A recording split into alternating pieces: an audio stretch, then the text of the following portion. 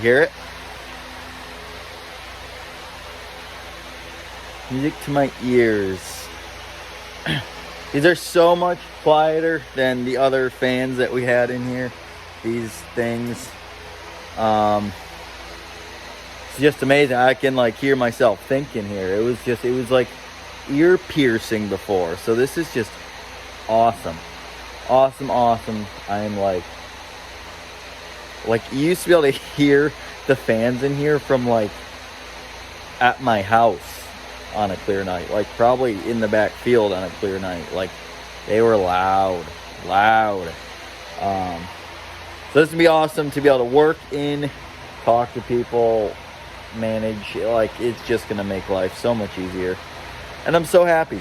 While we're on the topic of fans, there's different CFMs, cubic. I don't remember, cubic cubic foot meters. I don't remember. Anyways, it's the volume of air the fan can produce, how much air it can push out, and in different structures, they require X amount of CFMs per square foot to be able to circulate the air. But in proper greenhouse situations or structures, having proper ventilation is really crucial, and there's a couple reasons why. One, to circulate the air, obvious reason. Two is to help move. If you can see down there, we got this cool little thing called a heater, which is pushing air out, hot air out. And what these circulating fans do is take that hot air and they pull it. So if you actually see right here, we'll go over it. How's that? So we have this heater right here. Oh, that is nice and warm. So this is blowing heat out of the propane heater. And I actually have this set up for a ventilation fan. These are actually set to specific measurements within the tunnel. X amount of feet requires a fan to be able to circulate the air and push it farther to where it needs to go to grab the next fan.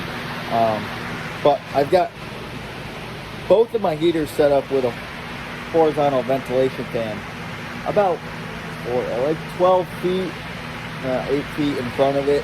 And what I'm utilizing this is to grab that warm air and push it through the greenhouse, because yes, these fans do have blowers on them, or fans I should say. You can see it right here moving to push that hot air. But we're using this fan, or I like utilizing this fan to help get that air moving farther down into the tunnel. So that's the other reason we use these horizontal ventilation fans, is to move that heat around, move that air around.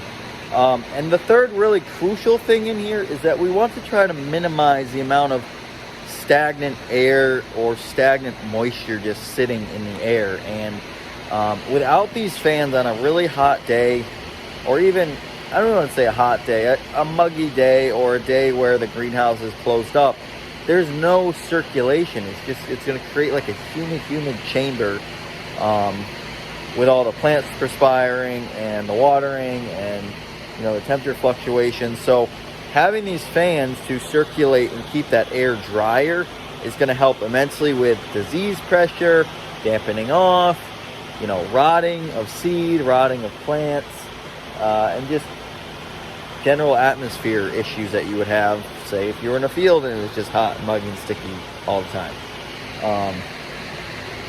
So must-haves. These probably run, I don't know, I think these run maybe like 160, 180.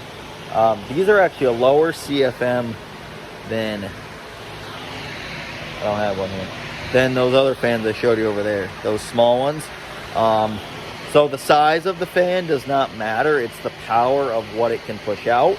The fans that were in here originally, before we bought the greenhouse, were meant for that greenhouse. It was a 96 footer. We are down now to a 72 foot. This is a 72. So these lower CFM fans are completely fine to operate and do what we need to do. Just keep pushing that air. And if you look right here, you can see we've got a curtain here that we put overnight or on cold days when the heater's running earlier in the season to help keep the heat in here. And you can see that fan is pushing this pretty well. So you can see the air is moving. You can see it kind of pushing this way. You can really see it blowing this way a lot better. So we were having some issues with our germination chamber down here. And if you want to learn all about what the germination chamber is, go find another one of my videos from last year. A brief in and out, this is to germinate seeds. So we were having some issues with it. Our handy dandy crock pot that we have in there to heat the water up wasn't working. And I just didn't really have time throughout the winter to deal with it and fuss with it. So I finally decided let's make sure it's working because I need it tomorrow. And I believe it's working. I just checked it and it's heating up. I think the issue was the breaker trip or the outlet trip. We've got CFI outlets on here, and there's a lot of moisture and stuff that happens to come, you know, within the germination chamber over time with the water and the humidity that it just creates. So I have a feeling that tripped the breaker. Maybe moisture or water got into the outlet plug and it shouldn't have.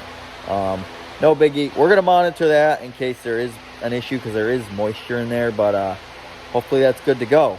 So one thing done. Next, let's see. We swept up the floors.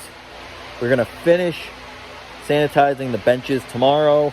We are using a Sanidate and bleach mix just to help kind of keep these clean, sanitized a little bit. Knock on wood. We haven't had any issues with plant disease in our greenhouses thus far. We also use bio and mycorrhizae potting mix. Gives us that added extra protection to deal with things like that. So next we're going to put some tools away, and then we've got a really cool thing that we got from Brookdale Fruit Farm that we are going to install in here today to help us be more technologically advanced. So stay tuned to that. I'll let you know what's going on with that in the next video.